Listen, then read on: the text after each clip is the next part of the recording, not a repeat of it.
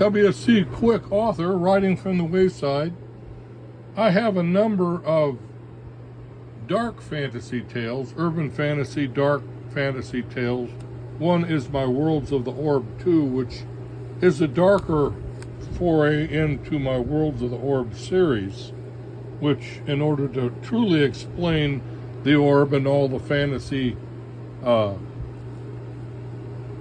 urban fantasy tales that I'm spinning here, you have to at least read the introduction and get into the book somewhat, which is possible by going to Amazon Books, checking up The Worlds of the Orb 2 by W.C. Quick, and reading the sample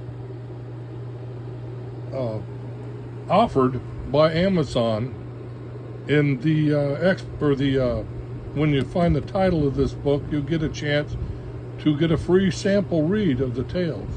Now, both of these other novellas that are on the table are included in the Worlds of the Orb 2 anthology. And like I said, they are dark fantasy, urban fantasy tales.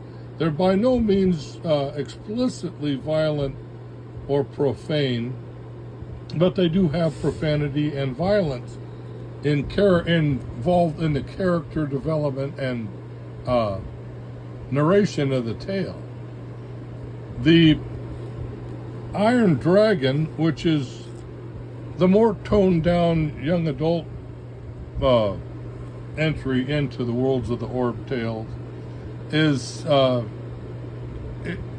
it is for the more teenage adult reader, but it is by no means what would you say, it's not particular, there's no eroticism or what I call ineffective profanity for its own sake. If profanity and violence don't in some way show character progression or regression, that it's really kind of useless in my mind. I'm not much for the entertainment value of cussing or violence in a tale. And I really don't wish to offer that to any reader that I happen to draw into my web. The Iron Dragon is a tale I would recommend wholeheartedly, and I believe this is also offered, it's available in audiobook from Amazon Audible. The novella Elves Curse You Anyway, it's a dark comedy, dark fantasy, paranormal romance, more adult themed, but then again, it's not explicit or in either profanity or in violence. Like I said before, violence and profanity either they're a way of